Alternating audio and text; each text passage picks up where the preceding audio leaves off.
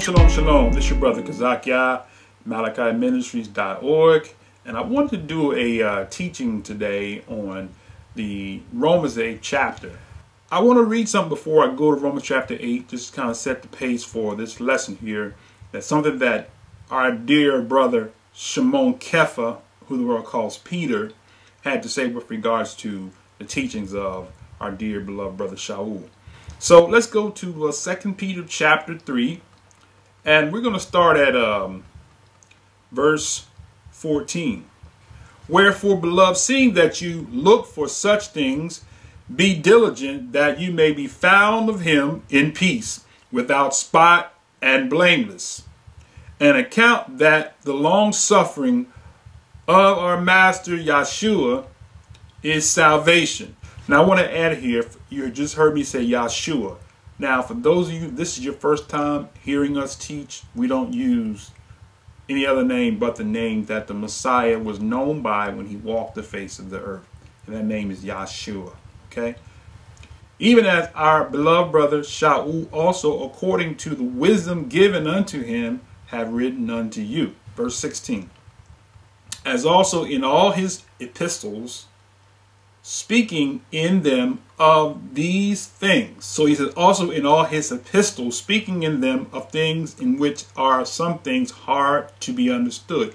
So Shaul, when you follow the epistles of Shaul, the things that he said, that he taught to those that were followers of him, they are hard to understand, because if you don't understand the law, Torah, then when you look at the teachings of Shaul, you are going to become confused, because you are trying to understand what Shaul said, and you're looking at it not from its total content, if you will. All right. Now, he said, so some things hard to be understood, which they that are unlearned. So now you got to understand that just because you can read doesn't mean that you are learned. See? And so what happens is a lot of times we end up repeating what was taught by those who have taught us, and what they were taught by their teachers as being infallible teachings, or accurate or rightly dividing the word of truth. When in actuality, what it is that they've passed down what they learned, that they incorrectly learned in their schools of theology and so forth. Okay, now, so he says, which they that are unlearned and unstable rest, as they do also the other scriptures, unto their own destruction. Right? Verse 17. Ye therefore, beloved, seeing you know these things before, beware, lest you also be led away with the error of the wicked. Fall from your own steadfastness, but grow in the grace and the knowledge of the Master and Savior, Yeshua, the Messiah. I want to reiterate on that 16th verse again. It says, as also in all epistles, so the letters, the things that Shaul wrote are called epistles. All the things which he wrote, the epistles, in which are some things hard to be understood, which they that are unlearned and unstable rest, as they do also other scriptures. So those who are unlearned, who are unstable, they pervert, they torture, right? They torture, they pervert, they torture the scriptures. That's what we see happening. People will give you a doctrine and tell you, we're gonna break down Romans chapter 8 in a minute, but I just want to lay the foundation. They torture, they pervert the scriptures so they can justify to do the things that we want to do in our bodies, which are against what the Most High has instructed us. Right? Now, having that foundation, let's go to Romans chapter 8 so we can see what our dear beloved brother Shaul was saying. And we're going to read it in its entirety. We're going to take our time. We're going to read it slowly so we can understand what it is that our beloved brother Shaul was saying. Okay, now Romans 8 verse 1 says, there is therefore now no condemnation to them which are in the Messiah. I don't use that word Christ.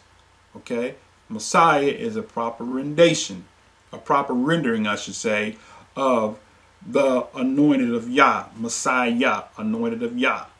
And if you don't know the name of the Father and the Son, you can visit other video teachings that we have. I recommend you to surf YouTube and get a teaching that was released by renowned praise and worship leader by the name of Ron Canoli, where he talked about the name of the Father and the Son. His new release in 2013, Set Apart Is Your Name. He breaks that down to those listeners in the video that you'll find right here on YouTube. So let me get back.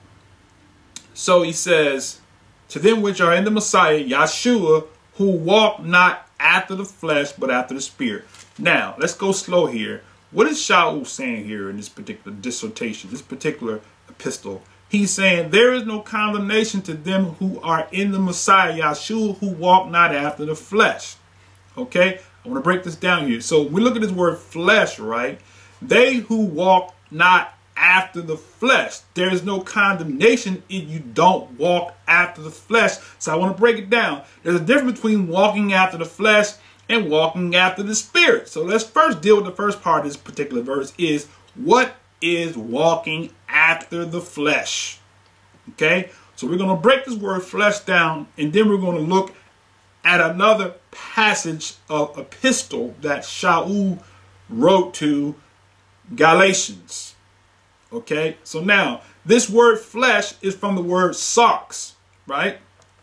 And that word sarx in Greek, it is defined as follows: flesh as striped of the skin. That is strictly the meat of an animal as food, or by extension, the body, as opposed to the soul, and he has a parenthesis, or spirit, or as a symbol of what is external, or as the means of kindred, by implication, right? Human nature, with its frailties and passions, human being. So, those who walk after the flesh are those who walk after the human nature, right? You're striving to feed the flesh. And that's what Shaul was saying. There is no condemnation to those who are not walking after feeding the human nature. Your whole focus and desire is not feeding your flesh, but your whole focus and desire is to walk, as it says, after the Spirit. Now, having said that, let's go over to Galatians chapter 5, right? Verse 16 is what Shaul says, okay? So let's go to Galatians chapter 5, verse 16. We're going to come back to Romans chapter 8, Galatians chapter 5, verse 16. He said, this I say then, walk in the Spirit, and you shall not fulfill the lust of the flesh. For the flesh lusteth against the Spirit, and the Spirit against the flesh. And these are contrary the one to the other, so that you cannot do the thing that you would. He says, but if you are led of the Spirit, you are not under the law. Okay, now we got to understand what he is going to tell you in this passage. What walking in the Spirit is. Okay, being led by the Spirit.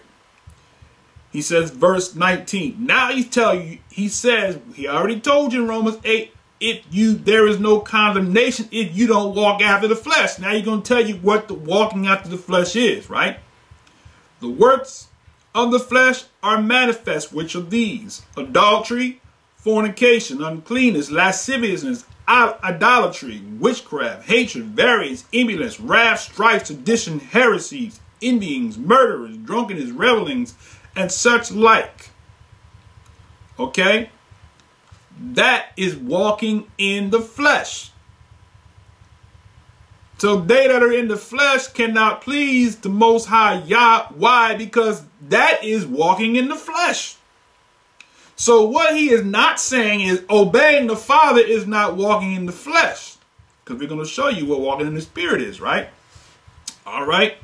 Now, he says in the next verse, 5:22, but the fruit of the Spirit is love, That's not an act of the flesh, that's an act of the Spirit. Joy, peace, long-suffering, gentleness, goodness, faith, meekness, temperance. Against such there is no law. So that in itself right there is walking in the Spirit. He says, they that are the Messiahs have crucified the flesh. What have we crucified? That all those things that he said are the works of the flesh. Because if you live after the flesh, you can't please the Father. Because if you live according to all those things what he just named, which is walking in the flesh, you can't please the Father. Okay? Now, verse 24. And they that are the Messiahs have crucified the flesh with the affections and the lusts. Now he says, verse 25, if we live in the Spirit, let us also walk in the Spirit. Let us not be desirous of vainglory, provoking one another and envying one another. So now he details to us to let us know that walking in the Spirit is what? Walking in love, walking in joy, peace, long suffering, all those things that he just mentioned. Those are the things that are walking in the Spirit, right? Love, joy, peace, long suffering, gentleness, goodness and faith, meekness and temperance. Against such there is no law. See that? All those things are walking in the Spirit. And all the things, I'm going to reiterate this one more time, all the things that are walking in the flesh is manifested: adultery, fornication, uncleanness, lasciviousness, idolatry, witchcraft, hatred, variance, emulations, wrath, strife, seditions, and heresies, envyings and murders and drunkenness and revelings. Those are the things that are walking in the flesh. Now we have a better understanding of what Shaul was saying when he says there is no condemnation to them that walk, to them who are in the Messiah, Yeshua, who don't walk after the flesh, but who walk after the Spirit, the fruit of the Spirit. They that walk after the fruit of the Spirit, there is no condemnation to you for doing it, because there is no law against that. That's exactly what he's saying. That's all he's saying. He's not saying walking after the flesh. Oh, if you're trying to obey the Father, you're not walking after you're not walking in the Spirit. You're walking after the flesh. Walking in the Spirit is simply walking in obedience to what the Father has said. The Messiah said it out of his own mouth. He said, "Man shall not live by bread alone, but by every word that proceeds out of the mouth of Yah shall man live." You see. That's how we live, by every word that proceed out of the mouth of the Most High Yah. That is walking in the Spirit. Now, let's go back to Romans chapter 8, verse 2 now. He says, "For the law of the Spirit of life in the Messiah Yeshua have freed me from the law of sin and death." That's a fact. Why? Because we just told you what the law of the Spirit of life is. Walking in the Spirit. Right? For the law of the Spirit of life. So what is the Spirit of life? Obeying everything that the Father said do. That's the Spirit of life. If you obey, you shall live. If you disobey, you shall die. He's going to break all that down in this whole chapter. I haven't got him kind of jumping the gun, but he's going to break it all down, right? So the law of obedience to the Father's fruit of the Spirit, walking in the Spirit, the fruit, has freed me from the law of disobeying him and death coming in many forms. Death is not just somebody catching you and stoning you to death. Death is you taking and violating your body by disobeying what the Father commanded us to do and bringing premature death. So if you walk in the Spirit in obedience to the Father, you will not fulfill the lust of the flesh, and you are not under the law of sin and death, because when you do something, there is a judgment that comes as a result of you doing the thing that you were commanded not to do. Straight and simple, right? Now, all right, let's go to verse 3.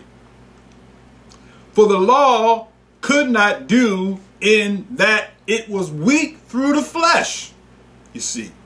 All right, now, for what the law could not do. Okay, what could the law not do? Right? The law could not make you do right. The law only gave you a judgment for when you did something wrong, what your penalty would be. And the law was never designed to make you do right. The law was designed to show you that the law, as Shaul says in one of his letters, was a schoolmaster. Right? Now, I'm going to stick here because I don't want to jump way out there because I'm going to go there probably a little later on. But right now, I'm going to stay right here. Okay? So, the law, he says, could not do it that because it was weak through the flesh. Elohim sending his son in the likeness of sinful flesh, and for sin condemned sin in the flesh. Okay, now, the law, we talk about, there are many different components of the law. So if you don't understand the components of the law, you want to throw the whole law out, lump it all into one section, and just have all the laws thrown out. No, okay? There were components of the law, for example, the sacrifice of animals. It was never designed to take away sin. And this is what he's saying here. The law could not do in that it was weak through the flesh. The law of animals, the law of goats and bulls was never designed. I can show you in the Tanakh, what the world calls the Old Testament, that the laws of sacrifice was not given to take away sins. It was more of like a penalty. It's kind of like if you break the law, if you run through the red light, okay, you get a ticket, right? So that was the penalty for violation of the law of life. To teach us. That's what a schoolmaster does. A schoolmaster is supposed to teach us to do that which is right. That's what the schoolmaster, when that which is perfect is come, when your obedience comes, you don't need nobody to teach you because you got it down pat. You know how you're supposed to live. You know what you're supposed to do, right? So you don't need nobody to tell you what to do because you got it down pat because you know what you're supposed to be doing. And you do that in what you're supposed to be doing, right? Okay? Now, so he said the law was weak through the flesh, but then he says the son in the likeness of sinful flesh, for sin condemned sin in the flesh. Now, I want to go to Isaiah chapter 53, but that was already spoken of the prophets, that he took upon himself the iniquity of us all. Now, you got to understand, Yahshua came to redeem man back to the Father, is what even Shaul says in one of his letters. What does that mean? To place man back to the place of his origin, the same position that Adam and his wife Kawah had, where the Most High told them that you shall not eat of the tree of the knowledge of good and evil. Okay? They didn't have eternal life at that point in time. They had to make a decision to choose whether they want eternal life. Just like you and I are at the road today to choose whether we want eternal life or not. We're still before that tree. And that's what Yahshua did. Came in the flesh to put us in the place of choosing the good versus the evil. All right? Now, verse 5. For they that are after the flesh, the works of the flesh, which we went over, do obey or mind the things of the flesh.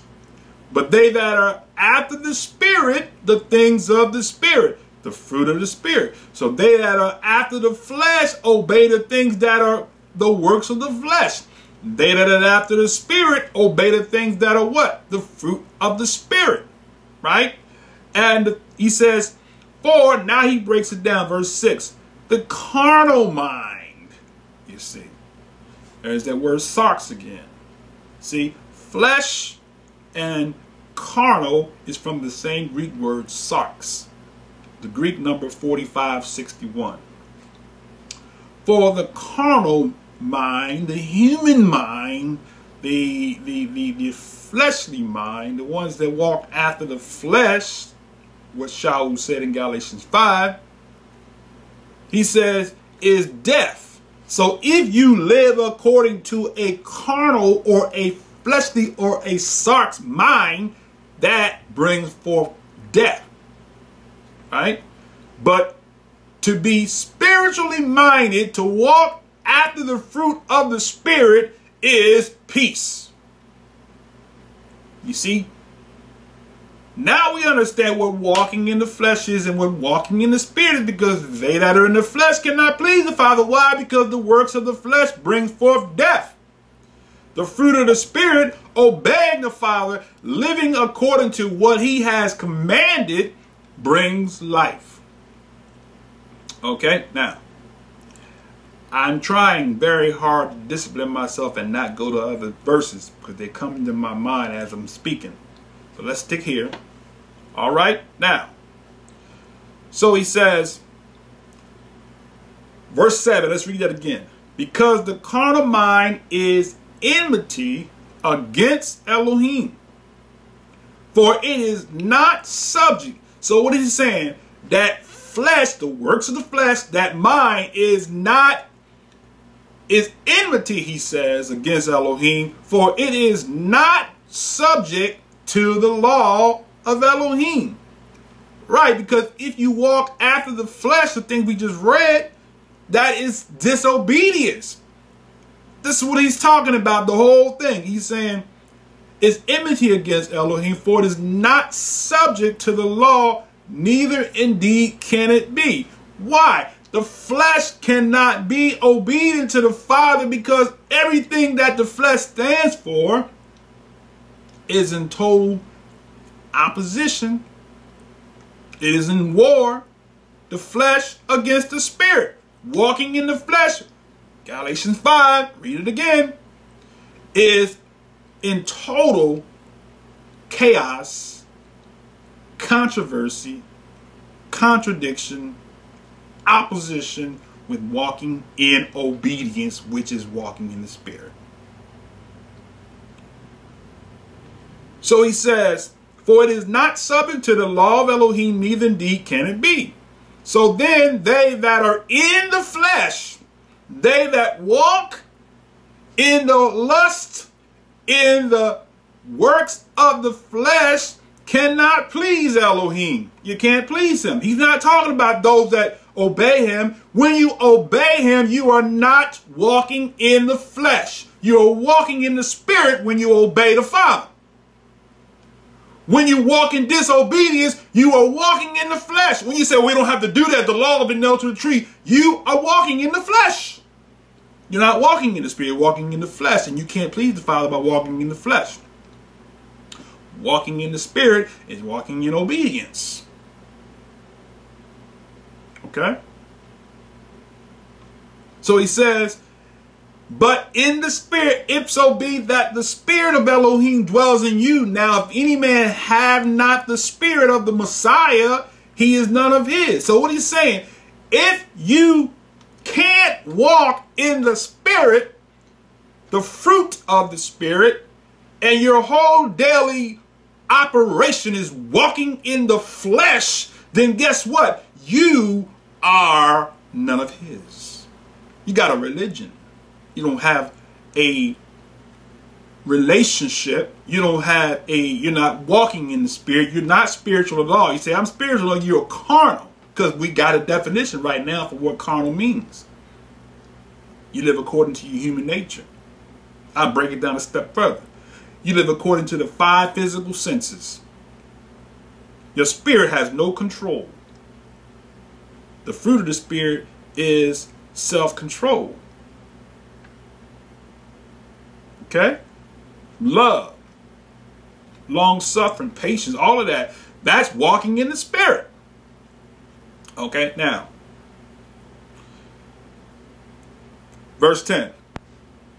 And if the Messiah be in you, the body, what? The flesh is dead because of sin. But the Spirit is life because of righteousness. Now, what is that word righteous there? All right. It's a Greek word, 1343. dikasune. Dikasune, which means equity, right? An act of specifically justification, it says. Being justified. Equity. Okay? So when we say righteousness, something that has equity, has worth to it. So when we are walking in disobedience, right? We don't have equity. When we're walking in the flesh, we don't have equity. But when we're walking in the spirit, we have equity, right? We have what? We have the character of the Messiah. We have the character of him. And we are justified. We have justification, right? Justification is just simply he justifies us by what? By walking in the Spirit, which is walking in him. Because if you're not walking in the Spirit, Shaul told us that you are walking in the flesh. So if you're not walking in obedience, you're walking in the flesh. Well, brother, I can't do that. That's just too hard. I mean, the Old Testament was just so cruel, you know. You need to pray and fast and seek the Father. We're not saying that you're perfect and you're going to dot every I and cross every T. What we're saying is that we're going to strive to walk in the fruit of the Spirit, to obey the Father, because there is life in the Spirit. All right, now, verse 11. But if the Spirit of him that raised Yeshua from the dead dwell in you, he that have raised up the Messiah from the dead shall also quicken your mortal body by his Spirit that dwell in you. So what is he saying? The same Spirit that raised up the Messiah is the same Spirit that's going to quicken. Let's look at that word quicken. All right. And I don't mean quicken accounting software. All right. Okay. Now, from the Greek, zoopoio. It says to vitalize. Right? To bring alive. Right? It means, it's from the word zoom, which means to alive, to come alive. From the word zoon. And the word puio, which means to make or to do. So you are bringing alive that which is dead. So the Spirit is bringing alive the fruit of the Spirit, so that the law of the Spirit of life will set you free from the law of the spirit of death, the law of sin and death. When you walk in the Spirit, that is the Spirit of life that's giving you a resurrection power to raise you up from the carnal life of the sarx, of the human five physical senses that dominate and control your every motion and action, to doing what? Walking in the Spirit. That's what he's talking about. All right, let's continue. Verse 12. Therefore, brethren, we are debtors not to the flesh. We are debtors not to the works of the flesh. We don't owe works of flesh nothing. Not to the flesh, to live after the works of the flesh. We don't owe the flesh nothing to obey the works of the flesh. For if we live after the works of the flesh, see, we got it clear now. We live after the works of the flesh. Fornication, lasciviousness, adultery, all of that. If we live after the flesh, you will die. So now he's explaining to you the law of sin and death is, if you live after the flesh, you are under the law of sin and death.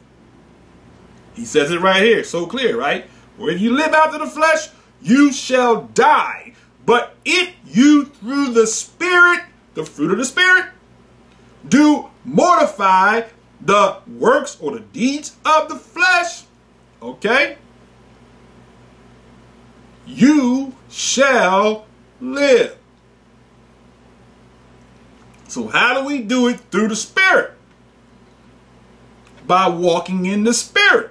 Walking in the fruit of the Spirit. That's how we do what? Mortify the deeds of the flesh. We're going to say, oh, I can't obey the law. That's nailed to the tree. That's walking in the flesh. Shaul, our dear beloved brother, broke it down to you and showed you what walking in the flesh is. Nowhere in the description of walking in the flesh did we see obedience to the commandments. An act of walking in the flesh. Did we see that in there, anywhere in there? Right? But the fruit of the Spirit is long-suffering, temperance. Okay? Which there is no law against that. So the law that the Father said, if you obey me, it takes temperance to obey what he said to do. All right? Are we understanding this now? Let's continue, right? So he says, verse 14, for as many as are led by the fruit of the Spirit, that's walking in the Spirit. That's all we've been talking about in this whole chapter. Walking in the Spirit, which he detailed once again in Galatians 5. Walking in the Spirit is walking in obedience to the fruit of the Spirit. Say, brother, I speak in tongues. You know, I pray every day. If you're not walking in obedience to the fruit of the Spirit, I don't care how many tongues you talk in, and I don't care how many times you pray. If you are not walking in obedience to the Father, you're not walking in the Spirit. You got a good feel, you walking in your religion, but you're not walking in the Spirit.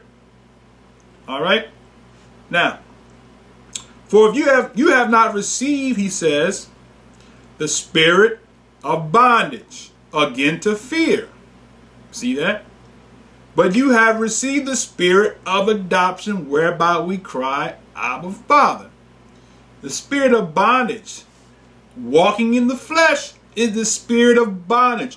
Walking in the works of the flesh is bondage. Okay?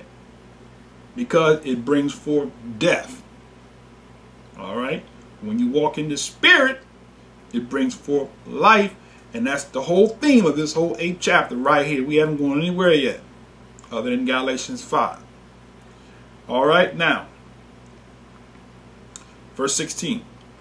The Spirit itself beareth witness with our spirit that we are the children of Elohim. Oh, brother, you know, I'm not saved by works. I'm saved by grace through faith. What did we just read here? What did Shaul just say here? Let's read it one more time.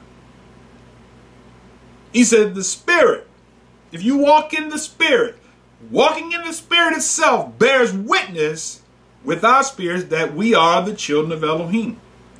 So if we don't see the fruit of the Spirit, we don't see you walking in obedience to the Spirit of life, he says, that's how we know you are the children of Elohim.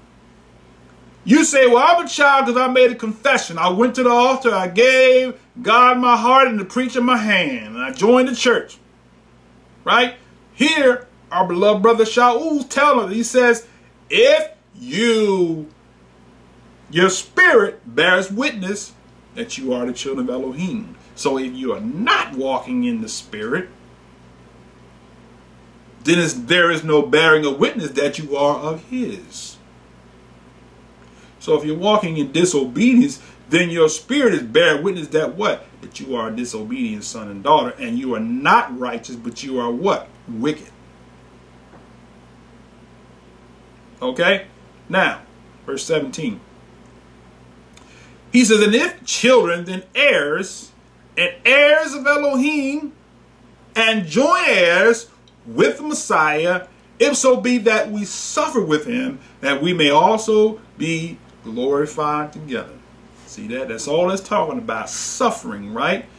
Being heirs. Since you are an heir, you have a responsibility to walk in the Spirit and not fulfill the lust of the flesh, which is walking in the flesh. Okay? walking in the flesh is walking in the actions and the deeds that we just described in Galatians 5. Walking in the Spirit is walking in obedience with the things that we read in Galatians 5. And they that are in the Spirit, there is no law against that. All right, now. So verse 18, he says, "For I reckon that the suffering of this present time are not worthy to be compared with the glory which shall be revealed in us." Why is that? Because when you walk in the Spirit, the fruit of the Spirit, you will obtain, right, a great name. You will receive a crown. Every man's work is going to be tried as by fire, what Shaul said, one of his other epistles. Okay? Whatever we do, we'll be judged for the deeds done in our bodies. That's what he's saying there. Verse 19. "For the earnest expectation of the creature is waiting for the manifestation of the sons of Elohim." That's evident. This whole world is looking for that. Watch what he says here. "For the creature was made subject to vanity, not willing, but by reason of him who have subjected the same in hope." Verse 21. "Because the creature also shall be delivered from the bondage of corruption into the glorious liberty of the children of Elohim." How are we delivered, brothers and sisters? Yahshua paid the sin debt, okay? But we still have a responsibility according to the laws of the Most High. According to what he requires of us, we have a responsibility, brothers and sisters, to be obedient to the Father, right? All right. Verse 22, "For we know that the whole creation groaneth and travaileth in pain together until now. And not only they, but ourselves also, which have the first fruits of the Spirit." See that? The fruit of the Spirit. "Even we ourselves groan within ourselves, waiting for the adoption, to wit, the redemption of the body." Verse 24. "We are saved by hope." Okay? "But hope that is seen is not hope." Okay? That's self-explanatory. We don't have to go there. He's not saying you don't have to obey. He's saying that this is very clear. A hope is an anticipation and expectancy. We are saved by hope, is what he said. We are we are saved by hope, by an expectancy. That's that Greek word there, elpise, or elpis, which means to an expectation or a confidence, right? So we are saved by, we're expecting what? We are expecting the Father to do what? To honor his word, what he told us. Everything he said, the instruction that he gave us, we are expecting the Father to honor what he said to us. That's how we know we are his. We obey him. He promised that he would give things to those that obey him. Obedience has always been the law. And when Shaul broke down what walking in the Spirit is, he was showing you from the human perspective what the law was given to us to teach us, the schoolmaster. All right, now, "For we hope for that what we see not, then do we with patience wait for it." Verse 26. "Likewise, the Spirit also helps our infirmities." Let's look at that word infirmity, right? Now, that word infirmity is the Greek word asthenia, which means feebleness, malady, or frailty. Okay? So, the Spirit helps us when we become weak to obeying the Father. The Spirit, he says, helps our weakness, for we know not what we should pray for as we ought.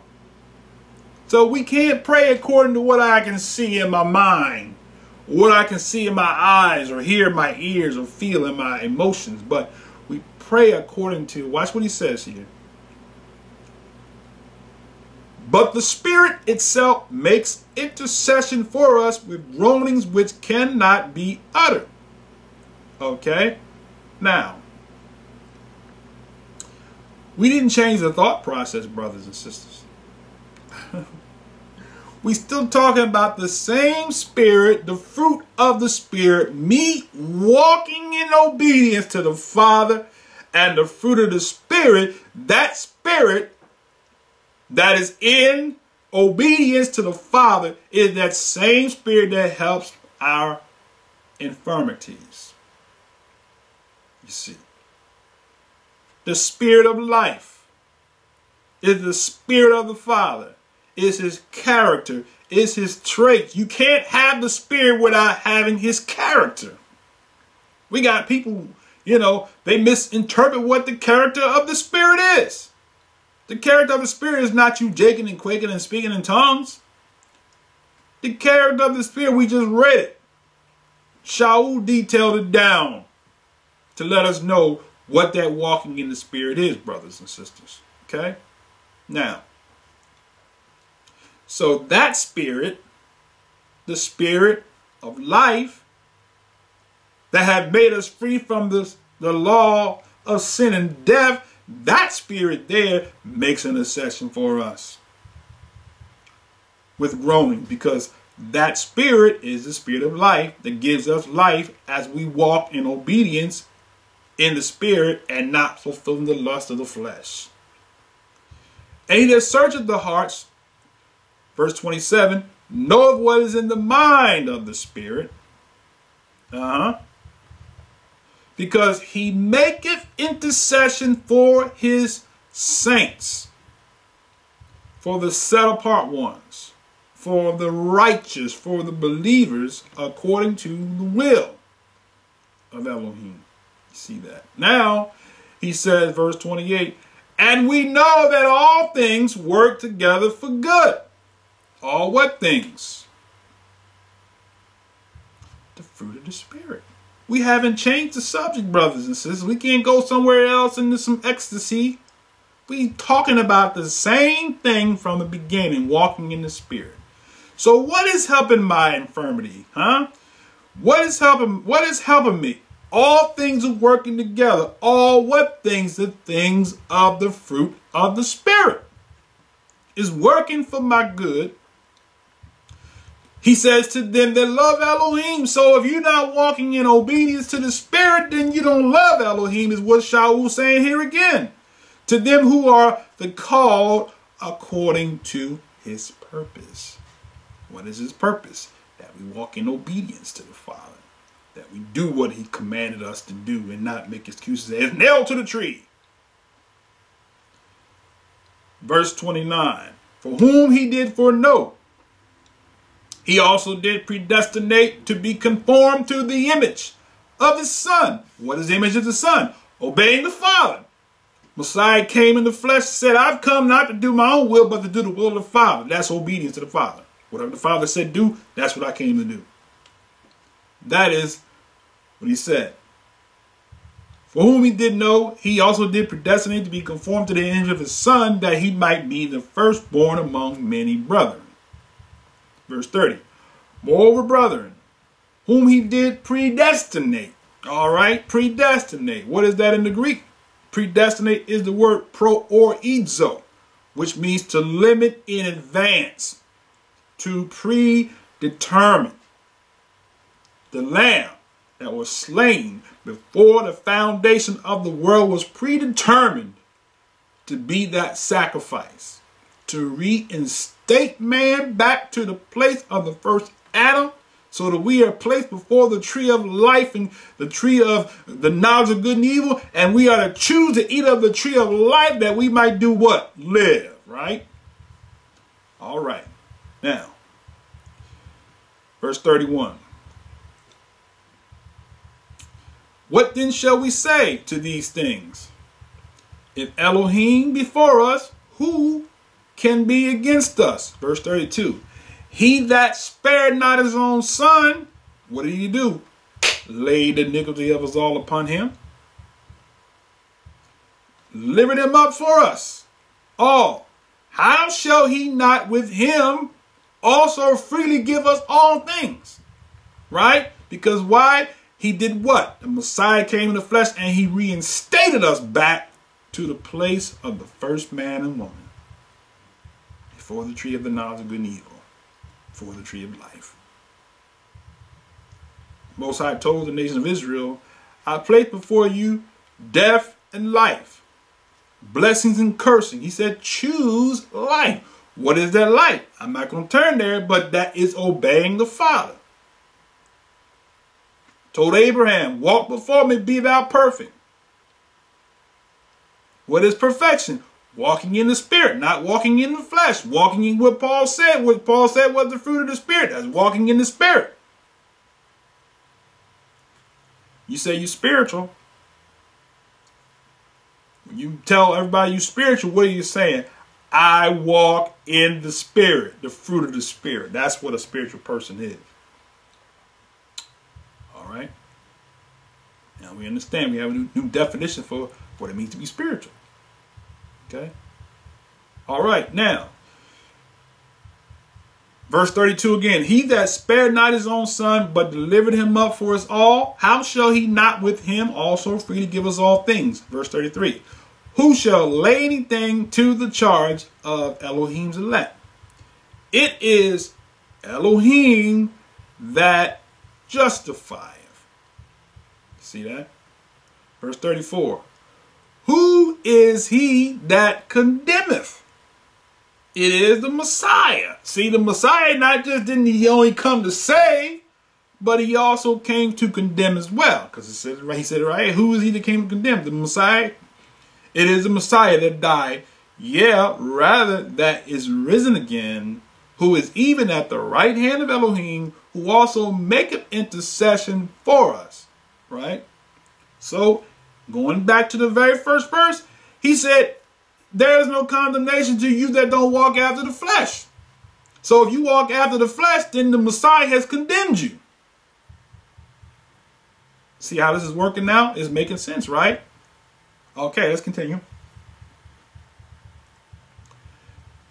Who, verse 35, shall separate us from the, who shall separate us from the love of the Messiah? Shall tribulation, shall distress? He's asking the question. He's not saying that it's not possible for them to separate you. He's asking a simple question. Are these things strong enough to separate you from obeying the Father, from walking in the Spirit? Who shall separate from the love of the Messiah? Shall tribulation, shall distress, shall persecution, shall famine, nakedness, peril, or sword? Verse 36, as is written, for thy sake we are killed all day long. We are accounted as sheep for the slaughter. Nay, in all these things we are more than conquerors through him that loved us. We are more than conquerors to do what? To walk in the Spirit, not after the flesh. 38. For I am persuaded that neither death, nor life, nor angels, nor principalities, nor powers, nor things present, nor things to come, nor height, nor depth, nor any other creature shall be able to separate us from the love which is walking in the Spirit and not walking in the flesh. From the love of Elohim, which is in the Messiah, Yeshua, our Master, who said what? If you walk after the flesh, you're none of mine. You see? All right? So prayerfully, you got something out of that 8th chapter of Romans. Now you got something to think about. You have another understanding of what our dear beloved brother Shaul was saying with regards to that. I'll be back with the second part of this lesson, which is going to deal with some other things from my dear beloved brother Shaul. Till next time, may the blessings of the Most High Yah be with you and your family. Shalom, shalom, shalom.